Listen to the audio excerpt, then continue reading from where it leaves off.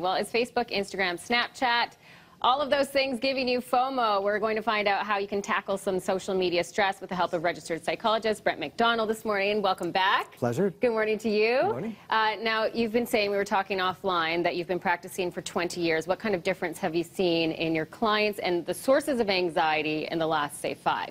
Well, when it comes to social media, there's been quite a few. I think, first of all, and we were talking about this during the break, one is the volume of information that comes in. And it's almost unprecedented, the amount of information children have to sort through, and adults. Right. So that's one. And then the other is access, is we're never off anymore. Because like when I started practicing a number of years ago, I mean, this is when email was just starting and that kind of stuff. Right. And it was a big thing just to check your email. And now I look at, for example, my email signature in probably yours too.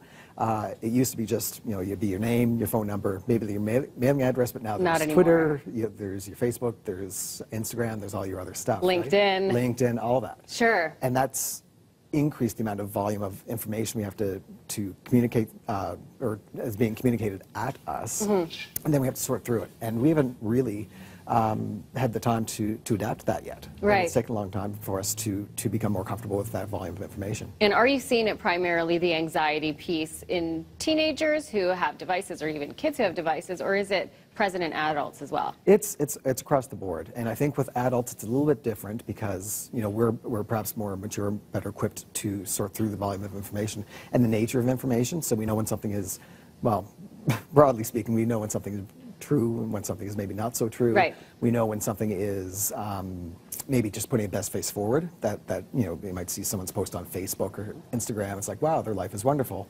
But we always know it's not always that way. Right. Kids don't get that. You know, adolescents have a tough time with that as well. So they're spending a lot of time processing all of that kind of information.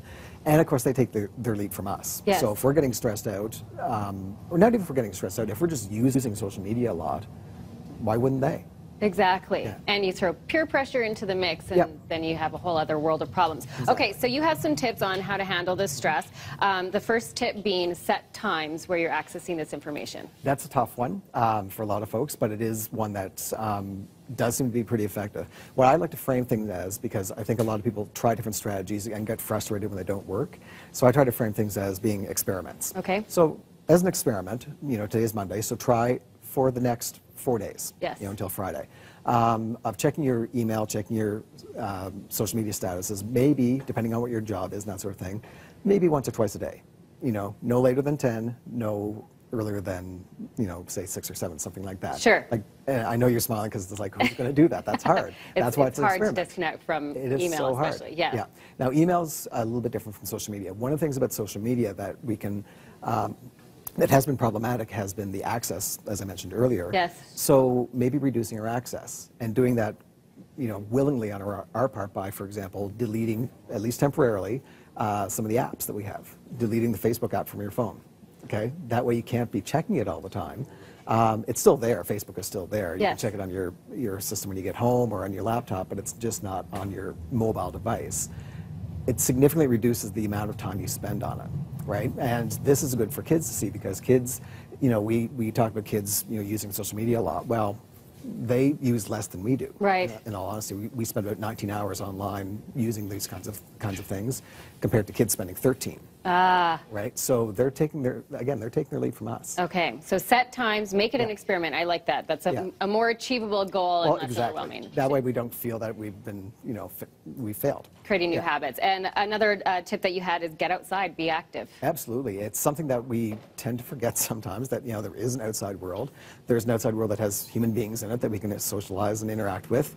They're not just people on our phones. They're not just people on our devices. They're people that we could actually use this part of the phone and call them and say, let's meet for a coffee or a drink or something like that. And that's a good way of actually getting your social interaction needs met while still avoiding getting trapped into the social media realm. Aha. Okay, well, it is a point to be conscious about. Thank you so much for these tips. Great information. And yeah, who picks up the phone anymore? Andrew Schultz. Yeah. We're phoning people. That we can still do that. Apparently, yeah, that device can also act as a phone that you carry with you 24/7.